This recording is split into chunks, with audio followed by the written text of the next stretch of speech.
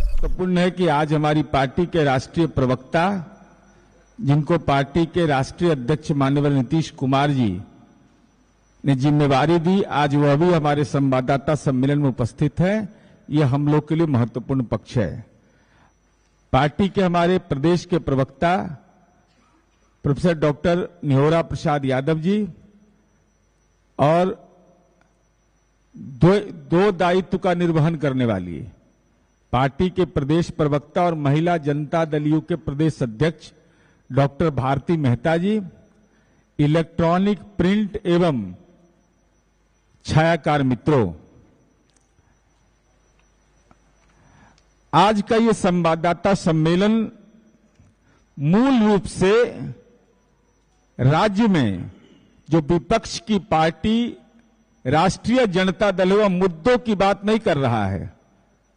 Tweet tweet, video video, ये खेल चल रहा है। तो ट्वीट भी फर्जी, बासी बासी बासी समझते हैं ना, कि 2-3 दिन बाद याद पड़ा, कोई न्यूज आज चला और 2 दिन बाद उसको स्मरण आ रहा है। तो ये हालात बिहार की राजनीति के में हो गया है। तो आपने कल देखा, मुझे गहरी पीड़ा हुई कि क्या हो गया है राष्ट्रीय जनता दल को। राष्ट्रीय जनता दल के प्रदेश अध्यक्ष, जिनका हम सब लोग सम्मान करते हैं, आदरणीय जगतानंद सिंह जी का, हम लोग के अभिभावक हैं, उम्र दराज हैं, लेकिन परिवारवादी राजनीति करने का दुष्प्रभाव क्या होता है, ये कल मुझे एहसास हुआ। और आप देखते होंगे कि माननीय तेजस्वी यादव जी का संबोधन मैं जब भी जहां देखता हूं, जैसे हम लोग लगाते हैं कि हमारे आदरणीय प्रदेश अध्यक्ष जी, आदरणीय प्रदेश महासचिव जी, इनका रहता है नाम लेके ही जी, मान्यवर भी नहीं लगाते। तो जो वीडियो जारी किया उसका ऑडियो कहां है? दिखाओ ऑडियो किसके पास है। माननीय नीतीश कुमार जी का ये शिष्टाचार का संस्कार है और ये हर सभ्य नागरिक का ये संस्कार होता है कि कोई भी व्यक्ति अगर सामने में है तो उसको प्रणाम किया जाता है, बड़ों का सम्मान किया जाता है, छोटे का अभिवादन किया जाता है। लेकिन ये कैसा दौर राजनीति का चला है। माननीय मुख्यमंत्री नीतीश कुमार जी प्रणाम कर रहे हैं और उसका जवाब भी राज्य के पूर्व मुख्यमंत्री माननीय राबड़ी देवी जी दे रही है प्रणाम से। अब अपनी मां को भी कटघरे में खड़ा कर दिया, जगता बाबू राबड़ी देवी जी को भी कटघरे में खड़ा कर दिया आपने। प्रणाम का जवाब अगर प्रणाम हो रहा है तो ये तो राजनीति की शिष्टता है, जीवन की शिष्टता है यह। हां, वो दौर नहीं है। वह दौर भी इस बिहार ने देखा है और मीडिया के लोग तो इस बात के गवाह हैं कि राजद के राष्ट्रीय अध्यक्ष एक कुर्सी पर बैठते थे, आए सामने वाला कुर्सी पर पैर रहता था, आज जो बड़े बड़े नेता जाते थे वो खड़ा रहते थे। वो राजनीति के सामंत लोगों का जो व्यवहार होता था, नौ सामंत का, वह व्यवहार भी बिहार ने देखा है। तो अब ये लोग कितने अभिमानी हैं कि अपनी संस्कृति का अपमान करने से भी बाज नहीं आते, सम्मान देना नहीं जानते। ये क्या जाने सम्मान और समर्पण में क्या अंतर होता है। तो जरा आज एक इनका वीडियो दिखाते हैं, जरा वीडियो देखिए इनका और कैसे ये लोग अपना स्वरूप बदलते हैं। जरा पहला वीडियो दिखाइए। ना हमको मुख्यमंत्री बनना है, ना इनको प्रधानमंत्री बनना है। हम जहां हैं वहां खुश हैं। इनके नेतृत्व में काम करने में खुशी है। अपनी इच्छा क्या है? अब हमसे ज्यादा भाग्यशाली कौन होगा? मेरे माता पिता दोनों मुख्यमंत्री रहे, हम उप मुख्यमंत्री रहे, नेता विपक्ष के नेता रहे, और क्या चाहिए हमको? लेकिन जो इन्होंने मौका दिया हमको, उस पे इनके डिसीजन को भी हमको खड़ा उतरना है। माननीय मुख्यमंत्री बिहार सरकार आदरणीय श्री नीतीश कुमार जी को तहे दिल से हम बधाई देते हैं कि उन्होंने जो आज नियुक्ति पत्र वितरण करके ये साबित किया कि वो केवल कहने वाले नेता नहीं हैं बल्कि काम करने वाले नेता हैं। अब यह स्पष्ट हो गया ना कि माननीय तेजस्वी यादव जी ने यह कहा कि मुझे काम करने का मौका किसने दिया? माननीय नीतीश कुमार जी ने दिया। और ये कहां कह रहे हैं? विधानसभा में कह रहे हैं। तो अब तक तो आप कह रहे थे कि हम ही बनाते हैं, और वीडियो में कहा जा रहा है कि नीतीश कुमार जिन्होंने मौका दिया, मौका दिया, मौका दिया। ये बोलने का अर्थ सीधा है कि नीतीश कुमार जी के बदौलत ही राजनीति के हाड़ में हल्दी लगा। दूसरा वीडियो जो है, ये नौकरी बांटते हैं, और जब नियुक्ति पत्र बंटता है तो माननीय नीतीश कुमार जी के बारे में कहते हैं ये बोलने वाले नेता नहीं हैं, कहने वाले नेता नहीं हैं, बल्कि करने वाले नेता हैं। तो नौकरी कौन दिया? या तो आप सार्वजनिक रूप से स्वीकार कर लिए ना कि माननीय मुख्यमंत्री नीतीश कुमार जी कहने वाले नहीं, करने वाले नेता हैं। तो क्या कर रहे थे? जमीन लिखवा रहे थे, टेंडर मैनेज कर रहे थे, कि बिहार के नई पीढ़ी बेटा और बेटियों को नौकरी दे रहे थे। तो नियुक्ति का भी श्रेय माननीय नीतीश कुमार जी को दे रहे हैं। और दोनों वीडियो इस बात को प्रमाणित करता है कि मौका भी नीतीश कुमार जी ने दिया। इसको आप विधानसभा के पटल पर स्वीकार करते हैं। और दूसरा वीडियो है, उसको भी आप स्वीकार करते हैं। तो हमारी यह समझ है कि मुद्दों की राजनीति करिए। अगर ट्वीट खेलिएगा तो उसका भी जवाब देंगे, वीडियो खेलिएगा तो उसका भी जवाब देंगे। मुद्दों की राजनीति से परहेज मत करिए। मुद्दों की राजनीति करिएगा, विकास के मापदंड की राजनीति करिएगा, वह महत्वपूर्ण होगा। तो राष्ट्रीय जनता दल को तो ऑडियो नहीं था उस वीडियो में, हम तो वीडियो भी जारी किए, ऑडियो के साथ जारी किए। अब इस पर राष्ट्रीय जनता दल के आदरणीय प्रदेश अध्यक्ष जगता बाबू हम लोग को कब राजनीतिक ज्ञान देंगे ये मुझे नहीं पता, लेकिन सच तो सच होता है, इस सच को स्वीकार करिए। बाकी हमारे पार्टी के और प्रवक्तागण हैं, हमारे राष्ट्रीय प्रवक्ता आदरणीय राजीव रंजन जी आपको अपनी बात कहेंगे।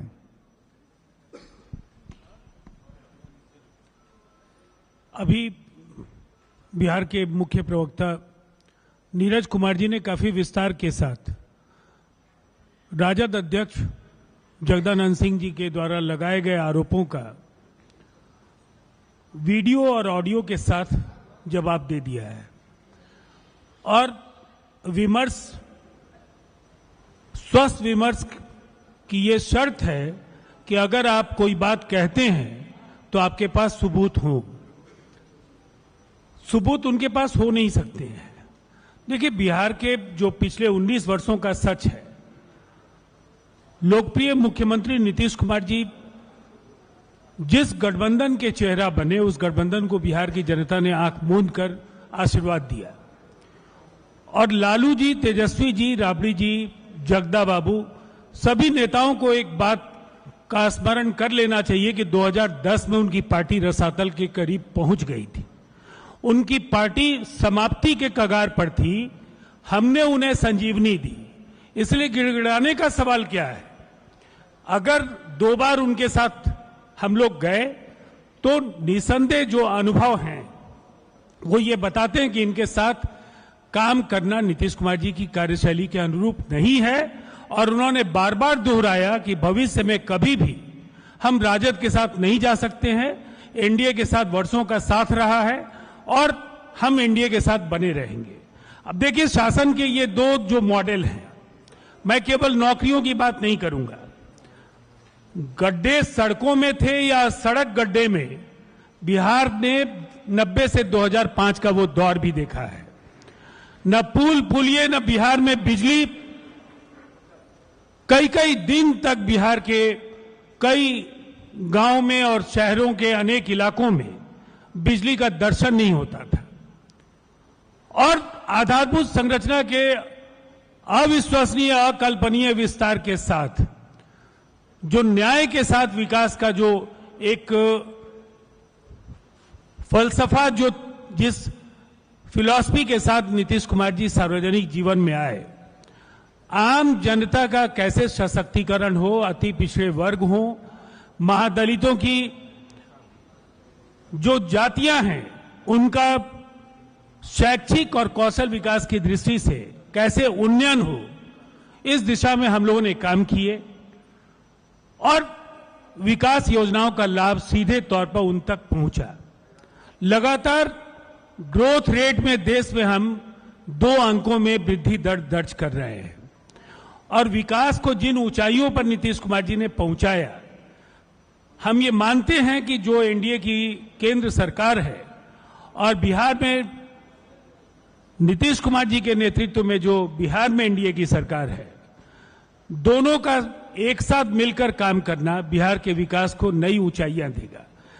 और इसका उदाहरण है इस बार के बजट के जो ऐलान है, जिस तरह से टूरिज्म को लेकर के, जो पर्यटन की दृष्टि से जो बड़े फैसले हैं और जो आधारभूत संरचना को लेकर जो संकल्प है, जो फैसले हैं, उससे बिहार का त्वरित विकास आगे संभव होगा। और ये तो एक घटना है जिस पर ट्विटर के जरिए लगातार अनावश्यक जो सक्रियता है तेजस्वी जी की और सरकार पर जो झूठे भ्रामक आरोप लगाते हैं, ये समस्तीपुर पुलिस की ये प्रेस रिलीज है। अभी उन्होंने 13 तारीख को एक ट्वीट किया और उसमें उन्होंने सरकार की कानून व्यवस्था को एक बार, राज्य की कानून व्यवस्था को एक बार फिर से आड़े हाथों लेते हुए बहुत तरह के मनगढ़ंत आरोप लगा दिए। लेकिन सच क्या है? 11 की रात की घटना है। लड़की ने उस तथाकथित चिकित्सक या उस अस्पताल के संचालक को अपनी अस्मत बचाने के लिए घायल करके एक खेत में जाकर वहां से 112 पर उन्होंने फोन किया। पुलिस ने लोकेशन को ट्रैक किया और उसके बाद उसे सकुशल लाया गया और 3 जो अभियुक्त थे उनकी 24 घंटे के अंदर गिरफ्तारी हुई। और एक दौर क्या था, सत्ता के शीर्ष पर बैठे लोग अपहरण जो फिरौती के लिए किए जाते थे उसका मामला निपटाया करते थे। कबीलाई संस्कृति बंदूकों की नलियां गाड़ियों से निकली हुई होती थी। समानांतर सरकारें बिहार में बाहुबलियों की थी, वहां से बिहार निकला है और ये हमारी यूएसपी है। कानून व्यवस्था को लेकर नीतीश कुमार जी की कार्यशैली, हम बार बार बोलते हैं कि आंकड़ों पर, हाँ, अभियुक्तों की गिरफ्तारी के कई घंटों के बाद, 2 दिन के बाद तेजस्वी यादव का ये ट्वीट आया है। तो इन्हें कितनी जानकारी बिहार में जमीनी तौर पर है, इसकी भी इससे इस बात की पुष्टि हो जाती है कि केवल हवाई नेतागिरी से बिहार की राजनीति पर जो फिसलती लगाम है राष्ट्रीय जनता दल की, एक बार फिर अगर ये सिलसिला जारी रहा तो निसंदेह नीतीश कुमार जी का साथ तो कभी मिलेगा नहीं। 2010 की स्थिति में एक बार फिर जाने के लिए उन्हें तैयार रहना चाहिए। अब मैं डॉक्टर प्रोफेसर निहोरा प्रसाद यादव जो प्रदेश प्रवक्ता हैं उनसे आग्रह करूंगा कि वो आपको संबोधित करें। आदरणीय राजीव जी, राष्ट्रीय प्रवक्ता, बिहार के मुख्य प्रवक्ता आदरणीय नीरज जी, भारती जी प्रवक्ता, अब पत्रकार मित्रों, नीरज जी और राजीव जी ने चर्चा किया विस्तार से किस बिहार के राजनीति को किस दिशा में तेजस्वी ले जा रहे हैं। मैं बहुत संक्षेप में 2-3 बातों पर इशारा करूंगा। हम लोग जैसा आदमी आदरणीय स्वर्गीय कर्पूरी ठाकुर जी के सानिध्य में राजनीति सीखा है और लंबे अवधि तक नेता प्रतिपक्ष की भूमिका भी उनको नजदीकी से देखने का अवसर मिला। कर्पूरी ठाकुर जी ने जो मिसाल कायम किया था कि घटनाओं का जिक्र बगैर जाने हुए, बगैर समझे हुए, तथ्यों को बगैर परखे हुए कोई बात नहीं बोला करते थे। बिहार के किसी कोने में, उस समय तो ज्वाइंट बिहार था, किसी कोने में कोई घटना होती थी, पुलिस जाए या नहीं जाए, कर्पूरी ठाकुर उस घटना स्थल पर मौजूद रहते थे। यह विपक्ष की भूमिका थी उनकी। आज क्या होता है, कभी कभी तो शर्म आती है हम लोग को कहने के लिए कि तेजस्वी यादव बिहार के प्रतिपक्ष के नेता हैं। यानी प्रतिपक्ष के नेता का बहुत बड़ा दायित्व होता है और उस दायित्व को निर्वहन करने में कहीं न कहीं लगातार असफल हो रहे हैं। तो अगर कोई बाहर भी पूछता है कि प्रतिपक्ष का नेता कौन है, तो नाम लेने में, कहने में शर्म आती है। भाई इतना बड़ा उत्तरदायित्व उनके पिताजी ने राजनीतिक दायित्व दिया और उस दायित्व को निभाने में जो व्यक्ति झूठ के सहारे चलता हो, उनकी राजनीति का भविष्य क्या होगा, ऊपर वाले ही मालिक हैं। एक बात और कहकर हम अपनी बात समाप्त करेंगे कि जब सदन चलता रहता था, प्रतिपक्ष के नेता आदरणीय कर्पूरी जी का भाषण होता था, तो जो आंकड़े प्रस्तुत करते थे, कोई ऐसा मुख्यमंत्री उस बात को नहीं काटा। उस समय कांग्रेस की सरकार थी, सारे के सारे मुख्यमंत्रियों ने कहा कि जो कर्पूरी ठाकुर जी आंकड़ा दे रहे हैं वो 100% सही होगा, हम इसको मानते हैं। इतना विश्वास था प्रतिपक्ष के नेता के आंकड़ों पर और बातों पर। आज क्या होता है, राजीव जी ने बताया, घटना घटी 11 को, ट्वीट कर रहे हैं 13 को, घटना घटी 23 में, ट्वीट कर रहे हैं 24 में। ये नेता प्रतिपक्ष का जो चरित्र है या कार्यशैली है, ये अच्छा नहीं है बिहार के लिए। इसलिए मैं कहना चाहता हूं कि अभी से भी नेता प्रतिपक्ष संभले, अपने दायित्व का जो संवैधानिक दायित्व मिला है उसका निर्वहन पीपुल के हित में करें, जनता के हित में करें तो बेहतर होगा। मात्र अपने राजनीति और दूसरे को डिफेम करने के लिए झूठी आलोचना करें, ये अच्छी बात नहीं है। अब भारती जी बोलेंगी।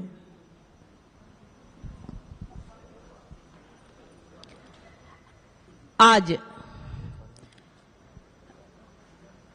बिहार की राजनीति के पुरोधा कर्पूरी ठाकुर जी के नाम पर बने हुए हमारे जदयू के इस कर्पूरी सभागार में उपस्थित हमारे राष्ट्रीय प्रवक्ता बड़े भाई राजीव रंजन जी, मुख्य प्रवक्ता, प्रदेश प्रवक्ता, पूर्व कैबिनेट मिनिस्टर, वर्तमान में विधान पार्षद माननीय नीरज कुमार जी, आदरणीय प्रदेश प्रवक्ता प्रोफेसर निहोरा यादव जी और लोकतंत्र के चौथे खंभे के तौर पर उपस्थित इलेक्ट्रॉनिक और प्रिंट मीडिया के तमाम साथीगण, तमाम बंधुगण, आप तमाम लोगों का बहुत बहुत स्वागत है।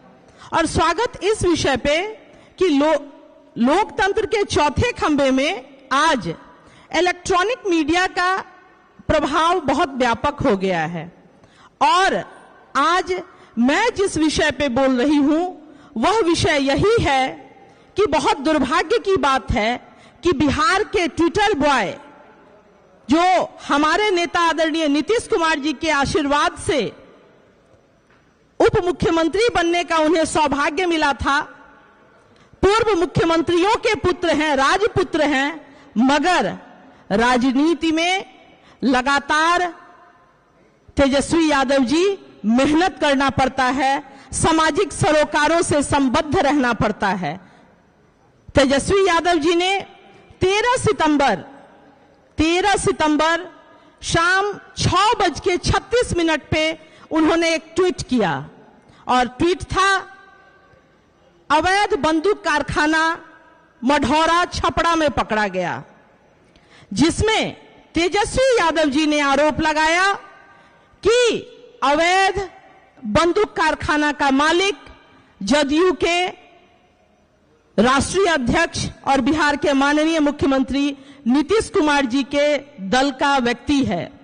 बहुत शर्म की बात है कि उस व्यक्ति ने, जो अवैध बंदूक गन फैक्ट्री का मालिक था, उसने उनकी बहन के लिए 2024 के लोकसभा चुनाव में लगातार कार्य किया था और इसके लिए पूर्व में ही हमारे दल के उस जिला के जिलाध्यक्ष ने उन्हें पार्टी से पूर्व में ही निष्कासित कर दिया गया था।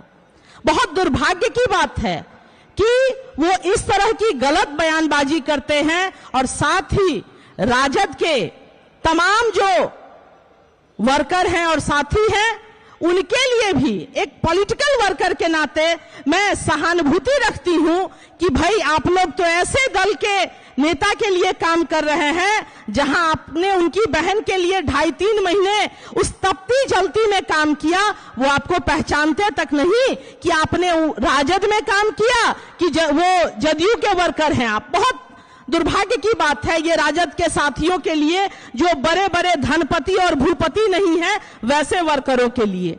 और इसके साथ ही एक चीज मैं कहना चाहूंगी कि माननीय मुख्यमंत्री श्री नीतीश कुमार जी गांधी, लोहिया, जेपी और कर्पूरी के सतत दर्शन के वाहक हैं और नीतीश कुमार जी नैतिक बल के नेता हैं और अगर कहीं कोई चूक होती है, कोई गलती होती है तो उन्होंने स्वीकार किया कि मुझसे गलती हुई। और मैं आज इस प्रेस संवाददाता के माध्यम से कहना चाहूंगी कि अगर हिम्मत है तो बिहार के पूर्व मुख्यमंत्री, चारा घोटाला के आरोपी लालू प्रसाद यादव जी भी आए। अगर कोई गलती हुई है तो उस गलती को सामाजिक राजनीतिक तौर पर स्वीकार करने का साहस दिखाएं और शुचिता का एक मिसाल पेश करें। बिहार की राजनीति में नीतीश कुमार जी ने जो मापदंड गढ़े हैं, वो मापदंड निश्चित तौर पर न केवल बिहार, न केवल राज्य, बल्कि खास तौर पर बेटियों के मामले में वो विश्वव्यापी हो चुका है। और पुनः एक बार आदरणीय तेजस्वी यादव जी गलत ट्विटर का उपयोग, हैंडल उपयोग करने से पहले या तो अगर किसी और से करवाते हैं तो वहां आप उसको सुधार कीजिए अथवा स्वयं भी देख लिया कीजिए। इतनी तो शिक्षा हुई ही होगी कि आप अपने समय और खास तौर पर अपनी पार्टी के साथियों को पहचाने। इन्हीं बातों के साथ तमाम साथियों का, और साथ ही ये वो तस्वीर है मेरे हाथ में जिसमें मढ़ौरा अवैध गन फैक्ट्री के मालिक जो हैं वो सीमा नाम की महिला हैं, जो राजद के प्रत्याशी रोहिणी जी के लिए काम कर रही थी और उसमें वह व्यक्ति अवैध गन फैक्ट्री का मालिक उसमें राजद के लिए वोट मांग रहा है। नहीं, इसको जरा थोड़ा स्पष्ट कर देते हैं। माननीय तेजस्वी यादव जी ने अखबार के कतरन में के आधार पर ट्वीट किया और कहा कि अवैध गन फैक्ट्री चलाने वाला जनता दलियों का है, जनता दलियों से उसका कोई सरोकार नहीं। सच यह है, सीमा कुशवाहा राष्ट्रीय जनता दल की नेत्री हैं और यह व्यक्ति वोट मांग रहा है रोहिणी आचार्य जी के लिए। कौन है गुनाहगार? बोलिए तेजस्वी जी, किसके लिए वोट मांग रही है सीमा कुशवाहा कि, और कौन है साथ में? यही जिसको हमारी पुलिस ने गिरफ्तार किया, छपरा पुलिस ने। तब वोट मांगता है आपका, आरोप लगा रहे हैं हम पर। यह कैसे चलेगा? एक एक आरोप, एक ट्वीट करिएगा उसका एकदम रिसर्च ऑपरेशन चलेगा। एक वीडियो जारी करिएगा, काउंटर वीडियो जारी करेंगे। कोई चिंता नहीं, मुद्दों की राजनीति करिएगा तो मुद्दे पर बहस करेंगे, लेकिन इस ढंग से अनर्गल आरोप लगा करके राजनीति में मुद्दों को डाइवर्ट मत करिए। बिहार विकास के रास्ते पर है, विकास के मुद्दे पर बहस करिए, वह ज्यादा बेहतर होगा। आपका भी राजनीतिक स्वास्थ्य ठीक रहेगा, टेम्परेचर भी ठीक रहेगा।